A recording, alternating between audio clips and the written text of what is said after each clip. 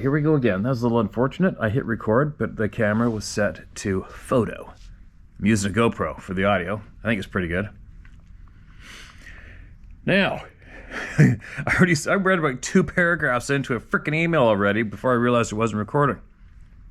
Well, anyway, you didn't miss out on any babble. All I was saying was, right now, currently, it is Sunday the 12th, 9:47 a.m., which means at home it's Saturday the 11th and 6:47 p.m. Kind of weird to get used to when you first get over here. But anyway, here we go. Listen to this one. This first email is recent. There's a whole bunch of recent emails, a whole bunch of older emails, and I'm trying to keep them separated and go back and forth daily, but we'll get them all read either way. We'll get them all shared either way. Now, this is titled, My Big Story. Hello. My experience happened in southeast Idaho. I cannot tell you exactly where because the land that it happened on is not private, but it is restricted. If you look at a map of southeast Idaho, you can probably figure it out. In my knowledge and fascination with Bigfoot, and then he put big in brackets, started with a story my dad told me when he was about 14 years old. That would have been roughly 1948.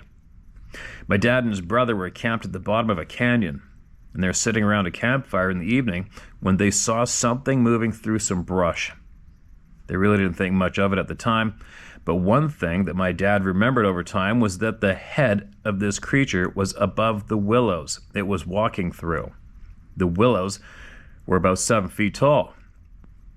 When I was 12 years old, we were hunting in this canyon, and we saw very large footprints in the snow in the bottom of the canyon, with not much of a drag mark, and the stride was very long.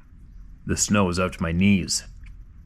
When we hunted this area, a while later, we smelled a foul odor. And this canyon is about 5 miles from where my experience happened. I had completed an unsuccessful deer/elk hunt that day in the late October of 2016, as the sun was starting to set. I was driving down the road when a large bull moose crossed the road. I hadn't seen anything all day, so I quickly stopped and set up my spot and scope out the window of my Jeep. By the time I got set up, the bull had started going up the hill and into the quaky/sagebrush patch. The bull put its head down as it went into the brush, and as I started looking into the brush patch through my spotting scope, I noticed a large eye that I assumed was the moose. I looked at this for probably about 30 seconds with no movement. The brush patch was about 100 yards from me, and my spotting scope was on 12 power. Holy crap, then you would have seen the veins in his eyeballs. I took a couple pictures of the brush patch through my scope. I looked up from my spotting scope and saw the bull walking up the hill on the other side of the brush patch. I turned my spotting scope to the moose and whistled loud to get the bull to stop, and I got a couple of pictures of it. And immediately after I whistled, something in that brush patch whistled back at me 5 times. The whistles were very loud and very close together. And as I started driving down the road and replaying the experience in my head, I realized there was something in that brush patch, and the hair on my head kind of started to stand up. I can only surmise that the moose put its head down when it went into the brush patch to say, "Don't mess with me," whatever it was in the brush. That eyeball in the brush patch was still there as I looked up to see the moose not near the brush patch. I've hunted with my dad since I was 3 years old, and I've never heard anything whistle like that. The following year, I was hunting in that area and came upon a dead cow moose that appeared to be dead for a couple of weeks. The coyotes and birds had eaten off of it. I cannot tell how the cow had died, and as I was looking around the cow, I saw a long brown hair in the snow. The hair was 17 and a half inches long, and I still have it. The year before this experience, my dad had shot a bull moose. What? The year before this experience, my dad had shot a bull moose, but I didn't kill it. But I know it lived because I tracked it for a mile in the snow, and the blood spots in the snow ran out, and my sister and I saw it not far from where Dad shot it. I know this is the same bull moose because it had left It had a left antler and a kind of a deformed knob on its right. My dad was trying to shoot it in the neck, and when he shot, the moose shook its head and ran into the brush. We have observed quite a few sapling pine trees that were broken off about 8 to 10 feet above the ground in this area over the years. If you have any questions about this, don't hesitate to reach out to me. Sincerely. Did you say to use your name or no? I'll just call you Wade. Good enough, right, Wade? I got you, man. Thanks for your email. And you said you took a picture of that brush where the whistling was coming from? Well, you know our channel sleuths are going to go, where's the picture? Right? So they can scan it for the eyeball that you've seen in there. That's a pretty odd one, isn't it? Pretty odd that something could be in a brush underneath that bull and the bull not freak out. But it happens. I remember years ago when we were guiding out of our guide, we were on the porch of our cabin, and we're remote middle of nowhere. And we could look way down the side of this mountain that faces our cabin, with half of it was burnt, and then once you get to the top of the burn, it was above tree line. Anyway, there's a big 6-point bull elk way down there. It's far enough that if you put the spotting scope on it, and I just scream called my bugle, aimed it straight at it, and you had lots of time to get your head into the scope before the sound hit the elk, and you could see if it reacted to the call or not. That's how far it was. Anyways, me and my partner it was an evening, we're all at camp, and we put 2 spot scopes on it, we're checking it out, and then I got my bugle, and I aimed it straight at the bull, and I just ripped a call at it, and then went back to look in spot scope, and that whole time, probably 15-20 minutes, that bull was he was right above some bushes. Same thing, some scrubby bushes. And the second we screamed, his head snapped, looked towards us, and then you could tell he was ripping a scream at us, and a bear came ripping out of the bushes right underneath that elk's head. That reminds me of that. There was a black bear in that bush below that bull elk the whole time. Who even knows if the bear knew the elk was there, because when the elk screamed, the bear shit himself and took off running. Now, what is this? We have an email titled, Update from the UP of Michigan, Deer Cut in Half Lengthwise. So we got the title, and then all it said was, hi, apparently the pictures aren't going through. We'll try to resize. And we got some pictures, which I don't know what that is about, or that. That looks like some kind of typical stick structure that people see in the woods. And this looks like a twisted large tree. Or possibly a tree. Well, no, that's twisted. Weird. Yeah, there you go. Well, you might want to email me back and give us some narration on the photos, the first 3 anyway, because I don't know what I'm looking at, to be honest. Now, who's next? Here's another one. It's titled Red now. This is titled Experiences and Pieces to the Puzzle. Hi Steve, my name is Nate Lynch. Use my name. I'm a 43-year-old resident of New Hampshire. I have had experiences throughout my life, beginning at age 15. I never seen one or had anything scary or traumatic happen. And at the time of the early encounters, I didn't even realize the nature of my encounters due to the obvious reasons we all share, being they were not told the truth. My first encounter happened while on a day hike with my older cousin, who was in the Army and became a ranger. His girlfriend, my younger brother, we were in the White Mountains, and after hiking to the summit of Mount Moosalaki, Mousalaki,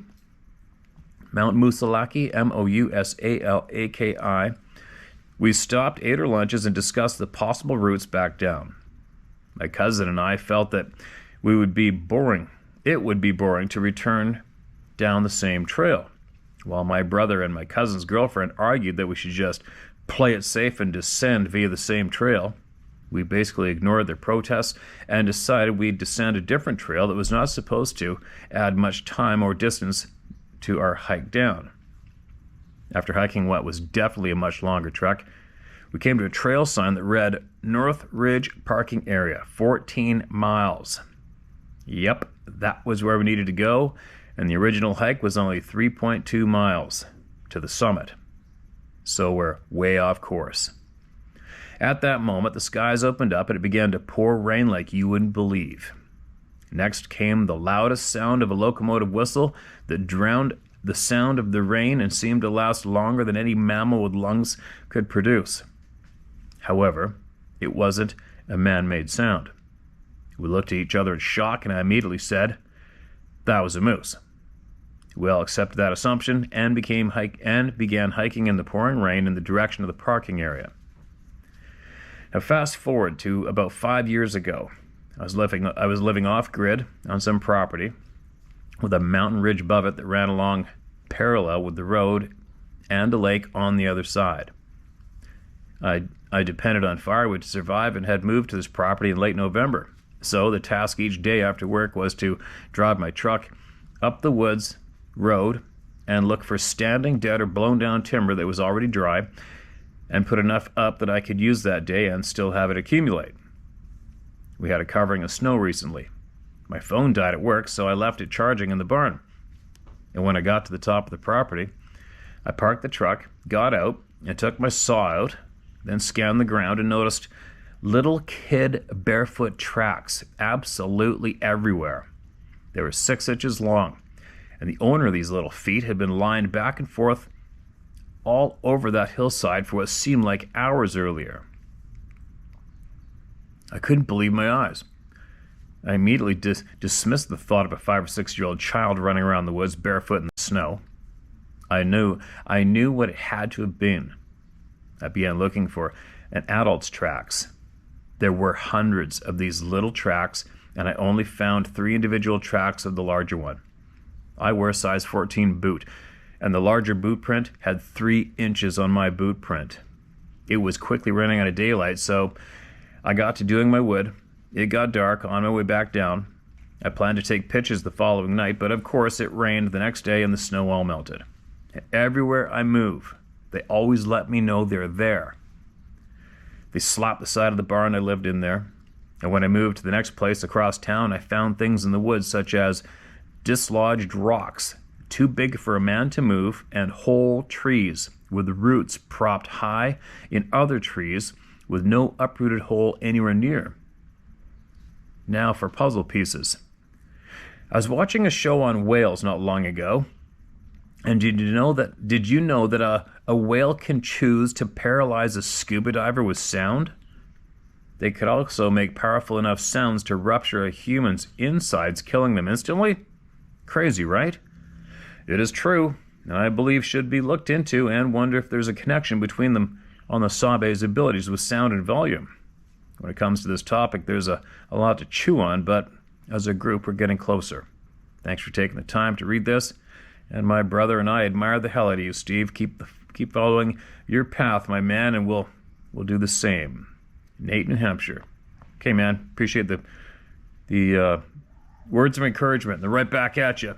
Now, a whale rupturing a human's insides underwater without touching them. I haven't heard of that before myself.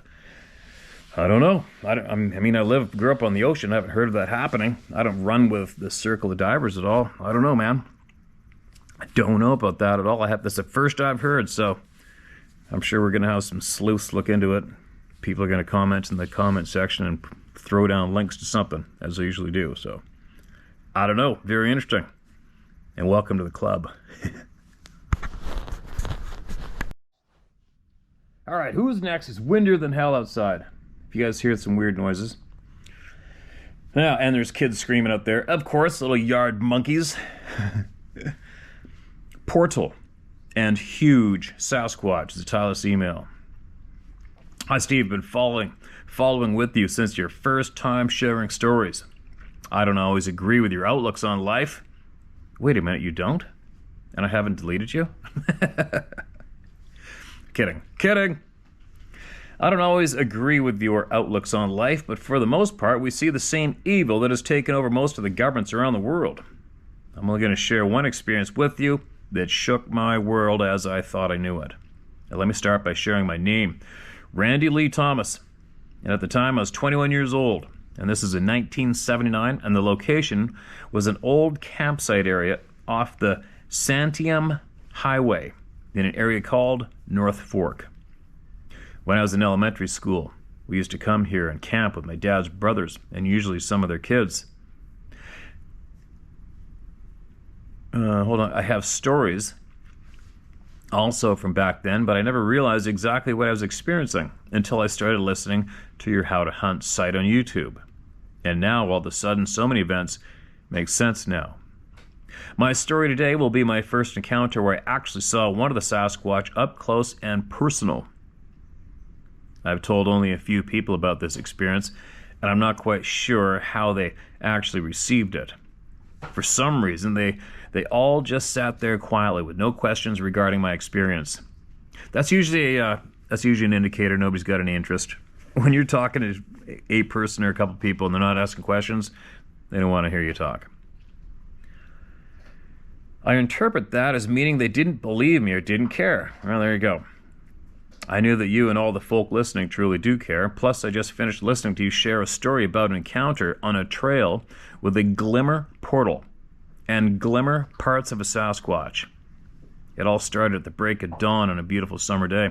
I was with my friend Scott Fortune. He brought me to the spot where we would always start our fishing day off. We'd park on the side of the Santiam Highway and hike down to what would be my favorite fishing spot.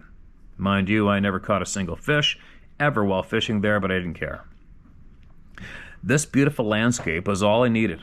The location had a hard pan dirt area surrounded by 4 to 5 70-foot tall evergreens. The lower limbs on these trees were 10 to 12 feet above, allowing the morning sun to illuminate the area with morning light and forest shadows. There was a large tree, similar to the others, but this one was sideways across the river, as if it grew sideways. It was odd to say the least. Every time I went fishing at that location, I remember always feeling like I was being watched. There wasn't a bank on the other side of the river. It simply went up at a steep incline, and I regret never climbing up to see what was up there. This would have been the last time I ever fished at this location. I was daydreaming, standing on the tree that grew across the river, when I was overwhelmed with a feeling of fear that I cannot explain. And all I can say is that it was so intense I went into panic mode. The first thing I started doing was reel in my line. And as I was attempting to do just that, I suddenly sensed the cause of my fear was behind me. I wish I could explain how I knew, but I can't. And as I was reeling and shuffling back to the hard pan area with the tall evergreens, I turned my body around to see a large, hairy entity that had to be at least 10 feet tall and 4 feet wide at the waist. And as I looked up at this being, I realized I was so close. I realized I was too close to see its face over the huge chest. Holy shit. I was in total panic mode and could not make sense of the surrounding area. It was like the portal explained in the story you shared today. I didn't see any shape of the portal, but I saw the surface entry point that was a glimmer black. That was the last thing I remembered before leaping off the fallen tree onto the middle of the river as the feeling of fear escaped me. As I entered the river, I saw Scott only 30 feet from where I was, and I ran up on him saying that we should go further downriver, and Scott was already pulling his gear with the intent of leaving already. I never shared with Scott what I experienced. I haven't a clue why I never shared my experience with Scott, but I always wondered why he didn't ask why I was running out of the middle of the river.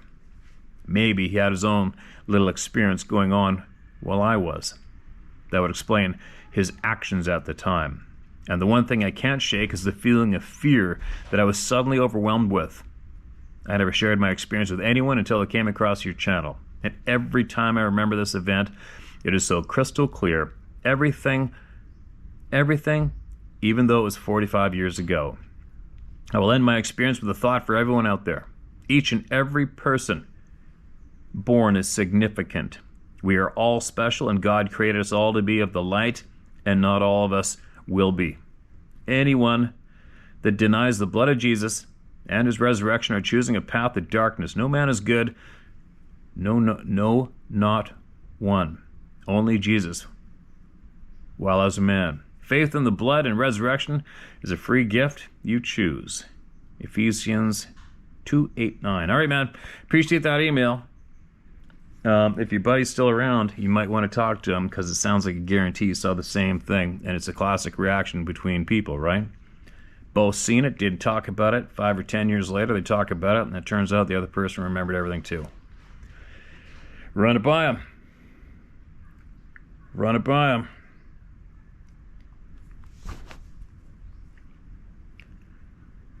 Now, what do we got here? Appreciate that email, man. Keep coming. Next. My story is probably different from a lot of the stories that you get. I live in a fairly large city in Missouri. Missouri or Missouri. And in my backyard is a large wooded area which connects to a water drainage system that connects through my part of town. In the summer 2017, I was watching TV at night and heard pounding on the back of my house, which lasted about 3 minutes. I looked outside, but it was pretty dark. The police came and said they didn't see anything unusual. Then the same thing happened the next summer, and I heard a skirmish in my backyard. I creeped around to my back bedroom and heard bipedal footsteps. The next day I found a large rock on my deck that wasn't there before. I really think it was a Sasquatch. I had that feeling. I threw out food for the birds and raccoons, and he was wanting food, I bet. I didn't see him, but had a feeling there was one in my backyard, and I haven't told anyone. Thanks for reading my story. Gene O'Dwyer, Kansas City, Missouri. Okay, there you go. Appreciate it. Chances are high. The chances are high. For sure.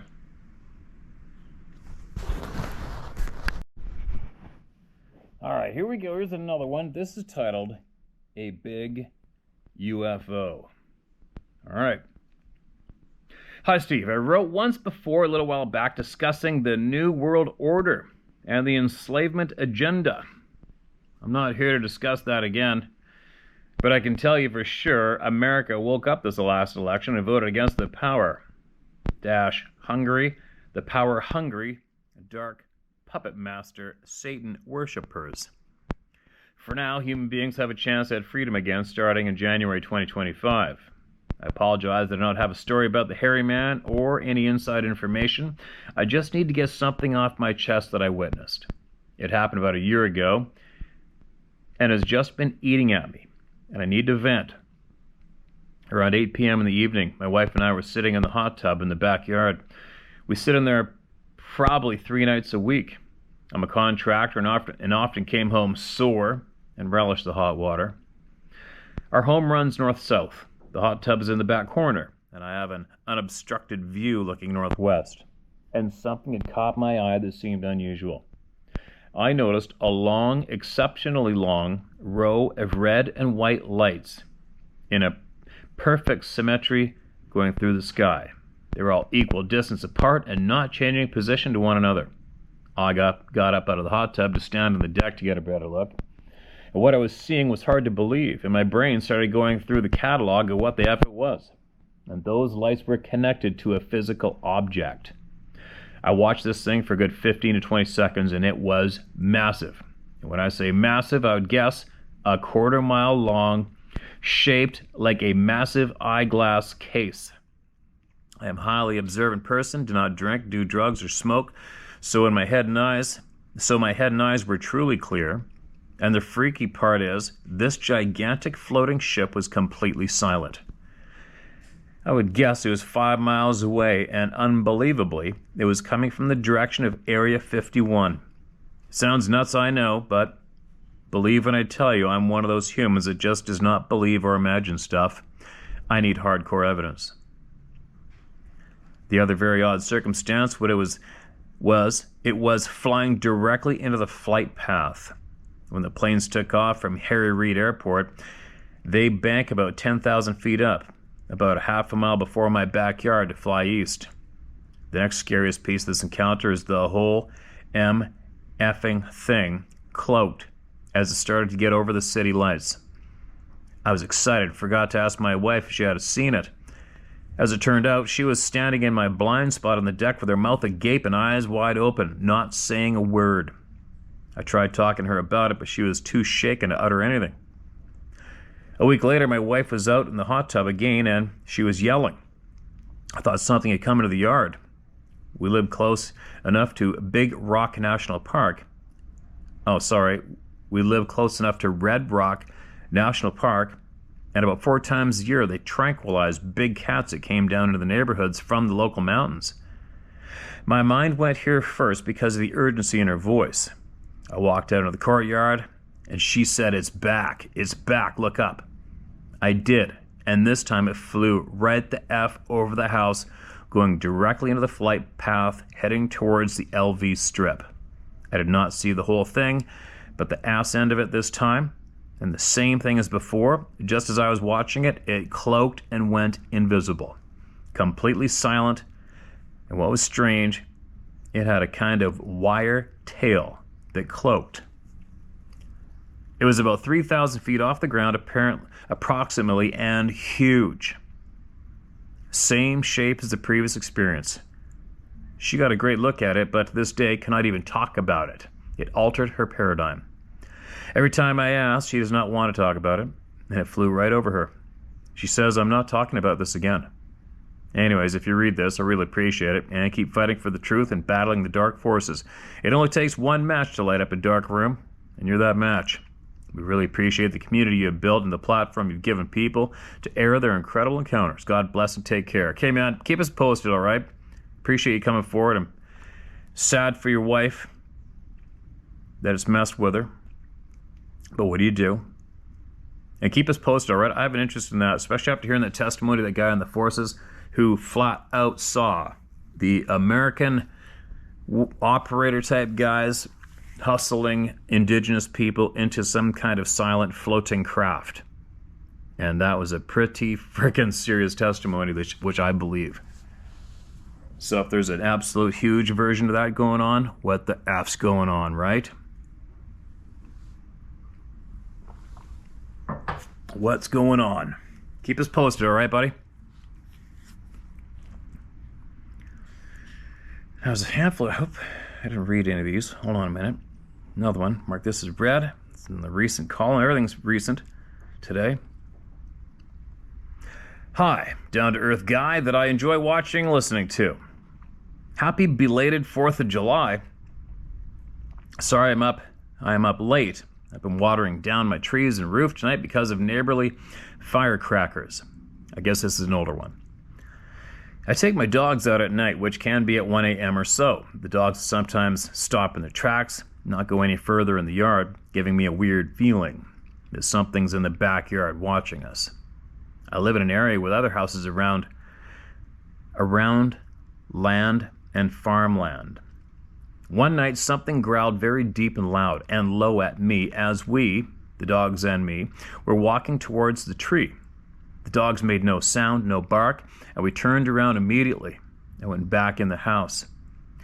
It was nothing like I've ever heard before, and the dogs did not want to mess with it.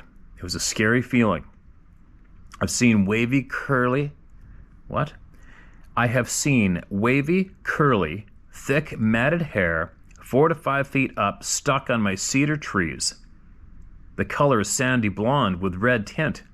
I've also seen pretty big barefoot footprints outside my kitchen window, my dining window, and my patio window. I've heard sounds like a cougar screaming down the road. A cougar was killed by a farmer a few miles from my house about a year or two ago. What do you think? I'm the YouTuber that asked you if you had any Bigfoot stories with cougars. K. Toby, Oklahoma. Well, I think that you know what it is, right? It sounds like you got somebody hanging out around your property and spying on you when they feel like it. That's what I think. Did you collect up that hair? Somebody's going to be interested in it. Me, not so much, but somebody else would be, for sure. Keep your eyes peeled. Keep your eyes peeled. Okay, I'm going to read one more. One more. And it's travel day for us today. Going to another place. Now, Sixth Sense is the title of this email. My name is Ken Nolte, and you have permission to use my name if you so desire. I don't care because I had the distinct privilege of seeing what I saw many years ago, and I think about it all the time, even after 57 years. People who ridicule my story, and the many others, are the losers. Yes, unfortunately, it's true, they are. In 1962, when I was 18 years old, me and some of my friends from school in Montana were deer hunting in the Gallatin Mountain Range. Gallatin Mountain Range? We knew where there was a sheer cliff in this area. We were all in the mountain, and there was a patch of trees to the right, and my friends went into the trees to try to flush out any deer toward the valley below. I went toward the rock cliff, took off my cap, got on my stomach, and crawled to the edge of the cliff. I lifted up my head very slowly, with just my eyes above the cliff, so I could see the valley below.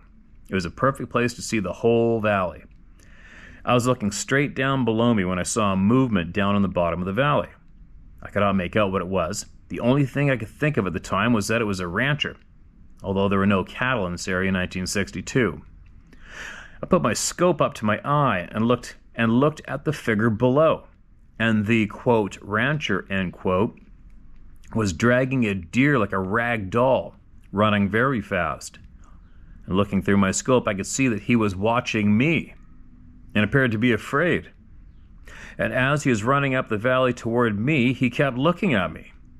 I could not believe there was any way he could see me because he was so far away, but somehow he knew I was there. He got directly below me and then turned up the other side of this valley, still running full speed.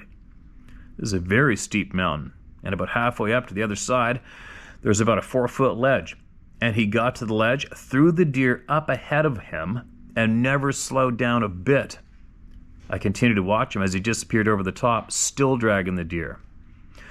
If I was to try to climb this mountain, it would have taken me several hours. I told my hunting friends what happened, and of course, they said I was crazy. I had no idea what I'd seen on that day in the mountains of Montana, but years later began to hear stories about Bigfoot. Then I knew what it was that I saw on the fateful day on a cliff in Montana in 1962. And thinking about my experience years later, I believe the only way he had known I was there is that he had a sixth sense. I also believe that he knew I had a gun, and that is why he appeared to be afraid. The guys who go hunting for Bigfoot will never see him because, in my mind, he knows they are there long before they get close. These beings have a sixth sense that we do not understand. They also have an intelligence that we do not understand. I'll be shocked if anyone ever gets a photo of them on a trail camera. When you went hunting for rams with the two hunters from Mexico, you had a strong sixth sense of what was happening. And I personally believe that when a person spends a lot of time hunting in isolated areas, he can develop a sixth sense that he never had before. End of email. And I absolutely agree with you too. I believe that any human being that spends a lot of time in what I refer to as the real world, you develop and you get back in tune with all your senses, your natural given senses, your talents, skills, or whatever you want to call it. That's how you get it. You want to annihilate those senses? Stay in the city. Stay behind the boob tube. Stay inside doors. That's how you ruin yourself, right? Proven. Easy. Proven. Prove me wrong. You want to trash your existence? Shorten up your lifetime? Stay inside. That's all you got to do. Stay inside. Don't move. Don't move your body, right? Anyway, time to get ripping. Got some traveling to do. We decided to take a bus again. Actually pretty comfy if you get what's it called, a coach line, I guess, great big windows. You get to see a lot. And it's pretty crazy going across a foreign country in a bus and watching out the window. It's pretty interesting, actually. But there you go. Share my story at howtohunt.com. Keep getting that truth to me while you can, all right? And let's just hope that this month passes and nothing but good is coming for all of us. Let's just hope and pray, right? I'll be back hopefully tomorrow.